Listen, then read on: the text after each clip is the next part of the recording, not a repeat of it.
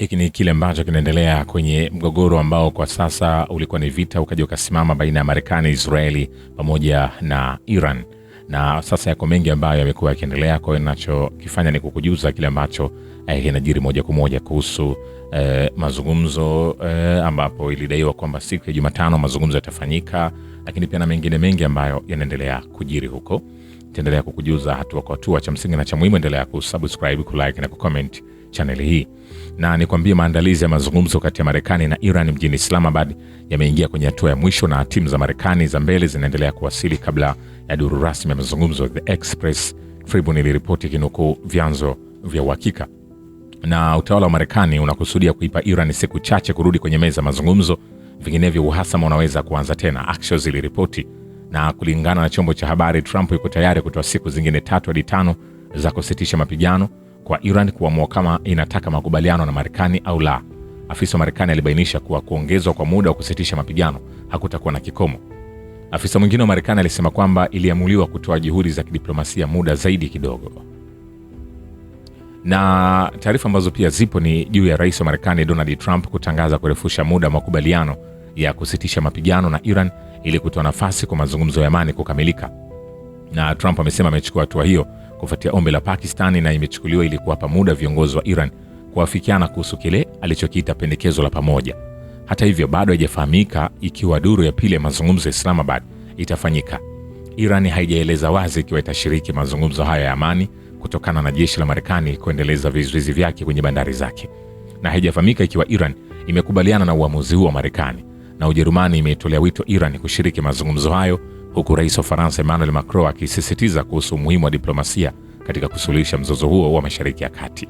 Vilevile Iran haina nia ya kutambua muda ulioongezwa wa kusitisha mapigano uliotangazwa na Marekani kwa upande mmoja, na itachukua hatua kulingana na maslahi yake. Televisheni ya serikali ya Jamhuri ya Kiislamu inasema Teherani haitambui kusitisha mapigano uliotangazwa na rais wa Marekani Donald Trump, ina haki ya kutoutekeleza na itachukua hatua kulingana na maslahi yake ya kitaifa, kulingana na taarifa ya televisheni ya serikali ya Iran.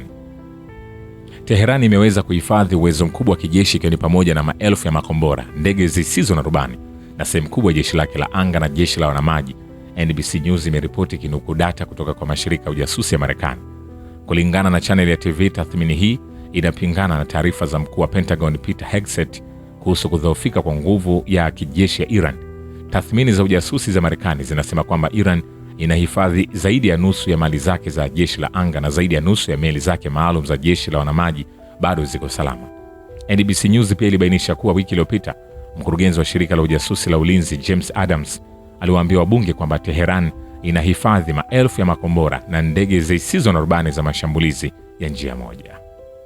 Vilevile utawala wa Marekani ulikuwa unafahamu matokeo yote yanayoweza kutokea kutokana na mgogoro huo kwa ajili ya usambazaji katika mlango bahari wa Hormuz na athari zake katika soko la nishati duniani kabla ya operesheni dhidi ya Iran.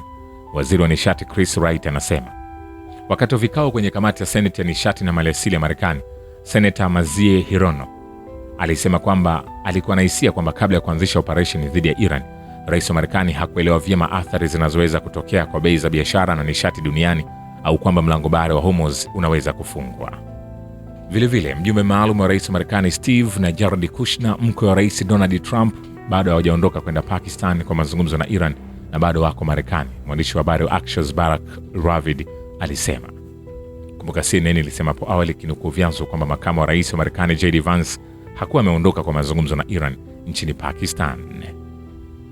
Vile idara ya vita ya Marekani imesema bado haiwezi kutoa tathmini ya uharibifu uliosababishwa na kambi za kijeshi za Marekani Mashariki ya Kati kutokana na mashambulizi ya kulipiza kisasi ya Iran.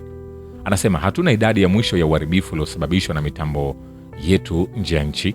Kaimu naibu waziri wa ulinzi wa idara ya ulinzi ya Marekani Julius Hurst alisema kwenye mkutano na waandishi wa habari kuhusu rasimu ya bajeti ya Pentagon kwa mwaka wa fedha 2027. Inategemea sana jinsi tunavyoamua kujenga upya hizo, au ikiwa tutafanya hivyo, washirika wetu wanaweza pia kuchangia sehemu katika ujenzi huo. Kwa hivyo hatuna makadirio makubwa ya kile kinachohitajika ili kujenga upya vituo hivyo, mwisho wa kumnukuu. Vilevile Moscow inachambua hali inayozunguka mazungumzo kati ya Marekani na Iran, ikielewa kwamba hali inaendelea kubadilika. Waziri wa mambo ya nje wa Urusi Sergei Lavrov anasema mtazamo wetu kuhusu mazungumzo ambayo yanaonekana kuanza tena mjini Islamabad ni wa uchambuzi. Tutachambua kinachoendelea, ingawa kila kitu kinatokea kwa ghafla. Hali inaweza kubadilika mara 10 ndani ya saa 24. Karibu kama rais wa Baraza Kuu la Umoja Mataifa, waziri wa zamani wa mambo ya nje wa Ujerumani Annalena Baerbock alivyokuwa akisema, kila kitu kinaweza kubadilika kwa nyuzi joto 360 au kinaweza kisibadilike. Vilevile Marekani kama mwanzilishi wa mzozo huo lazima ichukue jukumu la kuumaliza, na majaribio ya Washington ya kulazimisha Tehran kufanya makubaliano yanaweza kuzidisha msimamo wa mazungumzo wa Iran, kulingana na maoni ya wahariri yaliyochapishwa na gazeti la China la Daily. Mzozo kati ya Marekani na Iran umefikia hatua muhimu, huku mazungumzo huku Islamabad yakitoa matumaini kidogo ya utatuzi.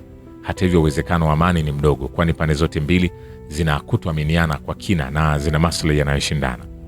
Baada ya kuacha wazi hapo awali ikiwa ingeshiriki katika mazungumzo, upande wa Iran uliambia vyombo vya habari Jumatatu kwamba utaendelea kuzungumza na Marekani. Vilevile, waziri wa mambo ya nje wa taifa la Urusi Sergei Lavrov anasema mazungumzo kati ya Marekani na Iran yatafanikiwa ikiwa pande hizo zitafikia makubaliano sawa na yale yaliyofikiwa mwaka 2015. Ikiwa juhudi za sasa za upatanishi wa Iran na Marekani ambazo tunaziunga mkono zitasababisha kitu kama makubaliano ya 2015, nadhani atakuwa mafanikio makubwa, mwanadiplomasia huyo mkuu alisema katika mkutano na waandishi wa habari kufuatia mazungumzo na kaimu waziri wa mambo ya nje wa Libya Tahir al-Baur. Tunaelewa msimamo wa Iran kwamba tayari imekuwa mwathirika wa ahadi za uongo, ikiwa ni pamoja na mpango kamili wa pamoja wa utekelezaji ulioidhinishwa na Baraza la Usalama la Umoja Mataifa mwaka 2015. Ulikuwa na majibu yote ya maswali ambayo Marekani sasa inauliza, na Marekani yenyewe ikajiondoa. Waziri huyo wa mambo ya nje pia alimnukuu rais wa Marekani Donald Trump akisema kwamba mahitaji makuu ya Washington ni kwa Iran kutokuwa na silaha za nyuklia. Hili ndilo hasa suala ambalo JCPOA ya 2015 ilikusudiwa kulitatua. Miongoni mwa mambo mengine, ilibainisha kutokuwepo kwa Iran kwa msingi wa kijeshi katika nyanja ya nyuklia na kuweka udhibiti mkali zaidi juu ya mpango wa nyuklia duniani ambao ulikuwa mkali kuliko hatua za shirika la nyuklia zilizopitishwa kwa nchi ambazo zimesaini itifaki ya dhamana ya shirika hilo, mwanadiplomasia huyo alisema.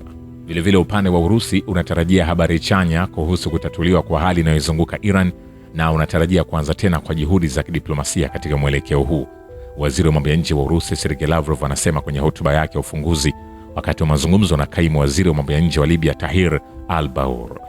Ni kwambia hivi, hatujamaliza. Waziri mkuu wa taifa la Israel Benjamin Netanyahu anasema kwamba operesheni ya kijeshi kati ya Marekani na Israeli dhidi ya Iran imeondoa tishio la moja kwa moja la uwepo kwa taifa la Kiyahudi, na kwamba kwa maoni yake Israeli ingeweza kukabiliwa na janga kubwa kama vile mauaji ya kimbari ya Wayahudi yanayohusisha matumizi ya silaha za nyuklia.